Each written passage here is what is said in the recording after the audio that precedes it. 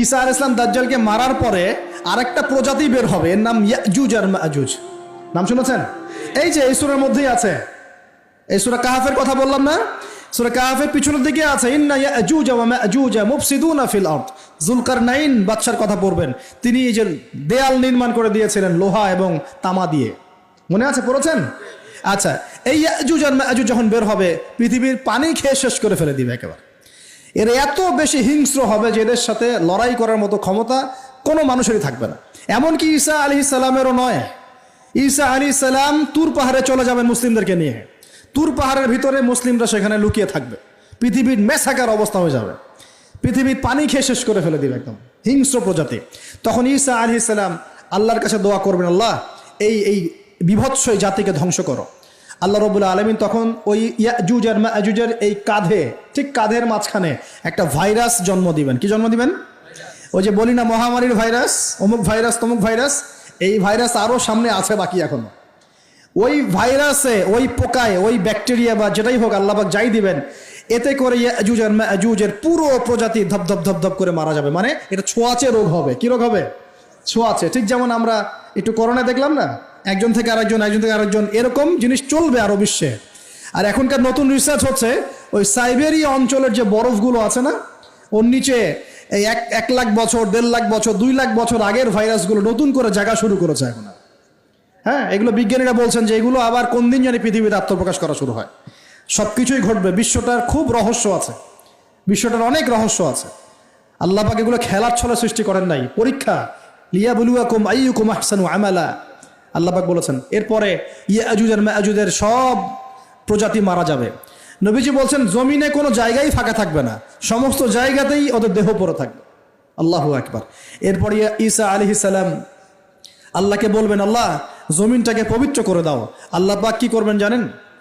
বড় বড় নখরওয়ালা, বড় বড় নখ আছে, নখ দেখেছেন? বড় বড় নখ, বড় বড় নখওয়ালা একটা স্পেশাল প্রজাতির পাখি আল্লাহ পাঠাবেন। কি পাঠাবেন?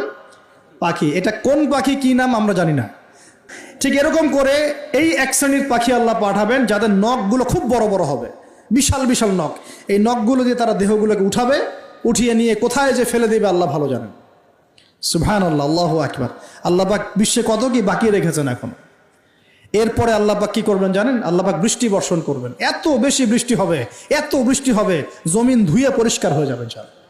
হাদিসে আসছে জমিন একদম চকচক করবে, জমিটা পরিষ্কার হয়ে চকচক করতে থাকবে।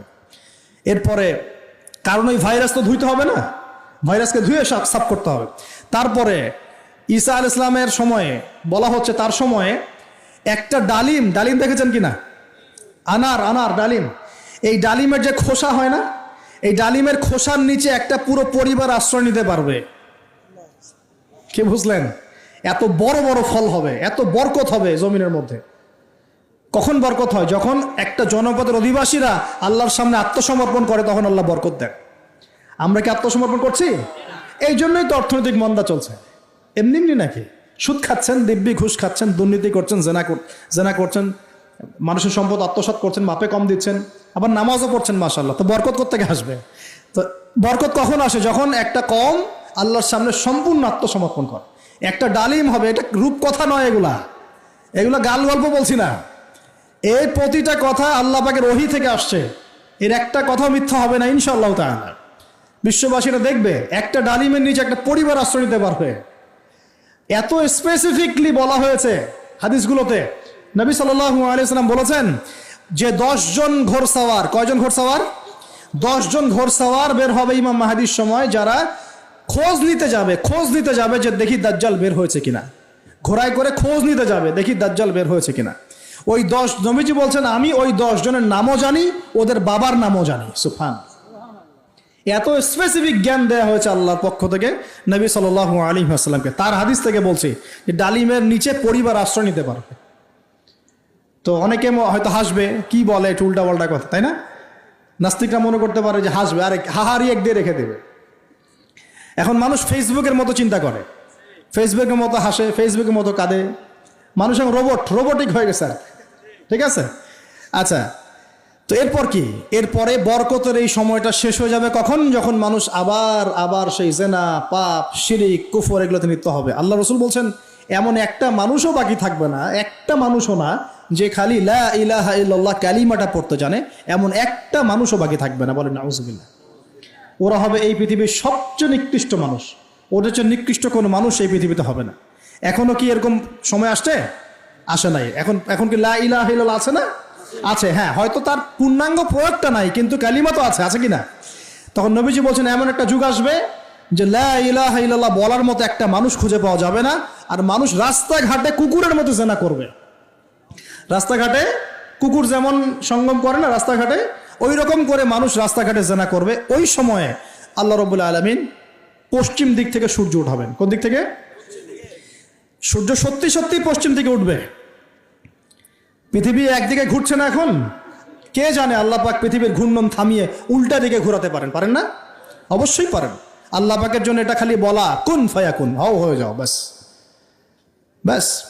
আমি কয়েকদিন আগে রিপোর্ট দেখেছি, পৃথিবীর নিচে কিন্তু আগুনের স্তর আছে, জানেন তো? পৃথিবীর নিচে আগ্নেয়গিরিগুলো আছে। পৃথিবীর ভিতরেও একটা ঘূর্ণন হয়, সেই ঘূর্ণনের দিক পরিবর্তন হচ্ছে দিন দিন, এমনটা রিপোর্ট এসেছে। দেখেন, আপনি ইন্টারনেট ঘাটাঘাটি করেন, দেখেন। আর অনেকে রিপোর্ট করছে যে পৃথিবী আগে যে গতিতে ঘুরতো, এখন পৃথিবীর ঘূর্ণন গতি একটু বেড়ে গেছে।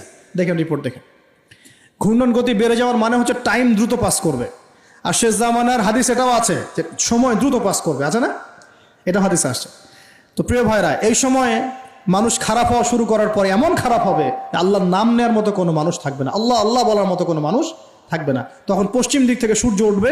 কিভাবে কিয়ামত হবে? নবীজি বলছেন একজন ব্যক্তি পানি খাওয়ার জন্যে পাত্রটাকে মুখের সামনে নিবে, পানি গিলতে পারবে না, কিয়ামত হয়ে যাবে। নাউযুবিল্লাহ। ইযা ওয়াকাআতিল ওয়াকিআ লাইসা লিওয়াকাআতিহা কাযিবা আল খারিআতু মাল খারিআ ওয়া মা আদরাকা মাল খারিআ, আছে না? আম্মা ইয়াতাসাআলুন আনিন নাবাইল আযীম। কত সূরা আছে কিয়ামত সংক্রান্ত, পড়ে দেখেন। ইযা যুলজিলাতিল আরদু জিলজালাহা ওয়া আখরাজাতিল আরদু আসকালাহা ইযা শামসু কুবিরাত ওয়া ইযা নুজুমু কাদারাত। এই সূরাগুলো পড়ে দেখেন। আম্মা পারার শেষ পারাটা, যেটা 30তম পারা, এর সূরাগুলো পড়ে দেখেন। কিয়ামত চোখে দেখতে পারবেন ইনশাআল্লাহ। সিংহায় ফুঁক দেওয়া হবে। আল্লাহ পাকের ফেরেশতার এত ক্ষমতা আল্লাহ দিয়েছেন, একটা ফুয়ে পুরো মহাবিশ্ব ধ্বংস হয়ে যাবে ইনশাআল্লাহ। চারটাখানি কথা নাকি? দ্বিতীয় ফুৎকারে আবার সবাইকে জীবিত করা হবে। এবং এই যে দুনিয়ার জীবনটা আমরা কাটাচ্ছি, এই 30, 40, 50, 60, 100 বছরের জীবন, এই জীবনের এক একটা হিসেব আল্লাহর সামনে দাঁড়িয়ে সেদিন দেওয়া লাগবে। অতএব এই দুনিয়ার জীবনটাতে প্রস্তুতি গ্রহণ করি, 5 ওয়াক্ত নামাজ পড়ি, যাকাত দেই, কালিমা বোঝার চেষ্টা করি, আল্লাহ তাওহীদ শিখি, জানি, বুঝি, নবীর সুন্নত অনুযায়ী আমল করি, হালাল খাই, পরিবার গড়ি, মানুষকে সৎ কাজের দাওয়াত দেই, অসৎ কাজে নিষেধ করি, ইসলামকে আল্লাহর জমিনে প্রতিষ্ঠা করার চেষ্টা করি। আল্লাহ পাক যা দিয়েছেন, জানমাল, সময়, শ্রম, আল্লাহ পাক যা দিয়েছেন, ক্ষমতা, প্রতিপত্তি, সম্পদ, এগুলোকে আল্লাহর দ্বীনের জন্য ব্যয় করি। ইনশাআল্লাহ দুনিয়া সফল হব, পরকালে সফল হবে ইনশাআল্লাহু আযজা ওয়া জাল্লা। আল্লাহ পাক আমাদের সবাইকে সমকালীন ফিতনাগুলো সম্পর্কে সচেতন থাকার তৌফিক দান করুন, এবং এই রমজান, আসন্ন রমজানে পরিপূর্ণরূপে ইবাদত করার তৌফিক দান করুন, এবং এই ইবাদত এবং শিক্ষাগুলোকে সারা বছর ধরে রাখার তৌফিক দান করুন, এবং জামানা সম্পর্কে সচেতন থেকে আগামী দিনে যা হবে সেভাবে পদক্ষেপ নেওয়ার তৌফিক আল্লাহ পাক দান করুন। আমিন।